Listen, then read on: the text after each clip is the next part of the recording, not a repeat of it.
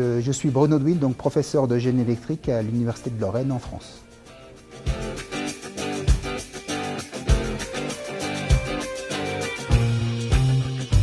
Donc la première application, en fait, c'est de réduire la taille et le poids des machines. On peut diviser par 4, de 4 à 10, le poids et la taille du moteur.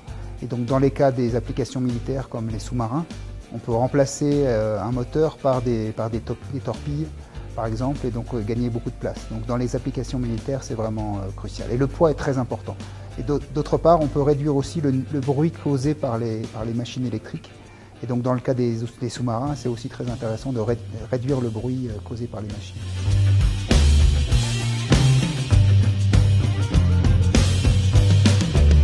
Donc pour l'instant, l'expérience avec l'Institut d'ingénierie, il est court, puisque c'est 3 jours.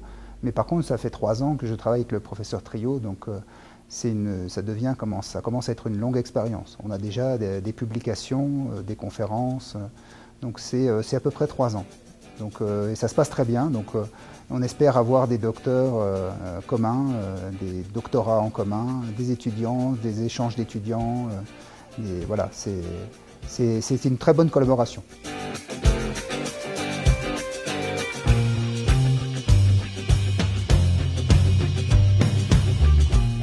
Alors, il faut savoir que déjà la supraconductivité existe au niveau commercial, puisque l'imagerie médicale est faite uniquement avec des bobines supraconductrices.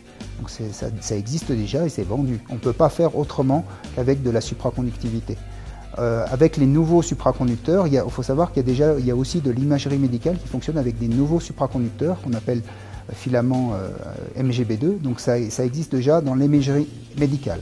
Après, dans les réseaux électriques, pour l'instant, c'est le coût du refroidissement et le coût du matériau. Donc on espère évidemment que les prix ont déjà baissé, mais les prix vont continuer à baisser, que ce soit au niveau du matériau ou de la cryogénie.